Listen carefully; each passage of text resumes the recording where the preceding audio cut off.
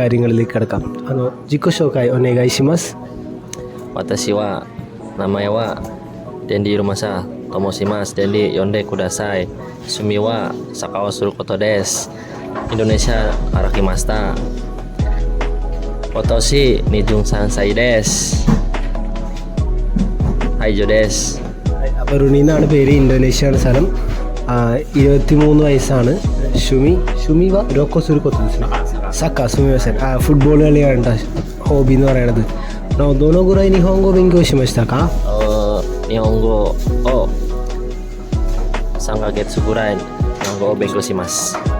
3 മാസത്തോളം പഠിച്ചു കേട്ടോ. പക്ഷെ 3 മാസത്തോളം വെച്ചിട്ട് ഇവർക്ക് ഡില്ലായിട്ട് ജാപ്പനീസ് പറയുന്നുണ്ട്. ഒരു 3 മാസം പഠിച്ചവനേക്കാളും അടിപൊളിയായിട്ട് പറയുന്നുണ്ട് എന്തായാലും. ഷിഗോത്തോ നാൻ ദേസ്കാ Anata watashi wa shigoto wa kensetsu desu. കൺസെപ്റ്റ്സും ആണ്. കൺസ്ട്രക്ഷൻ റിലേറ്റഡ് ആയിട്ടുള്ള വർക്കാണ് കേട്ടോ വന്നേക്കണേ. പിന്നെ കുറച്ച് ദിവസം കൂടെ ഉള്ളൂ. ഞാൻ അടുത്ത ആഴ്ച മിക്കവാറും എൻ്റെ കമ്പനിയിലേക്ക് പോകും. ഒരാളുള്ളൂ ആ കമ്പനിയിൽ നിന്ന്. അപ്പോൾ ഇത്രയൊക്കെ ഉള്ളൂ.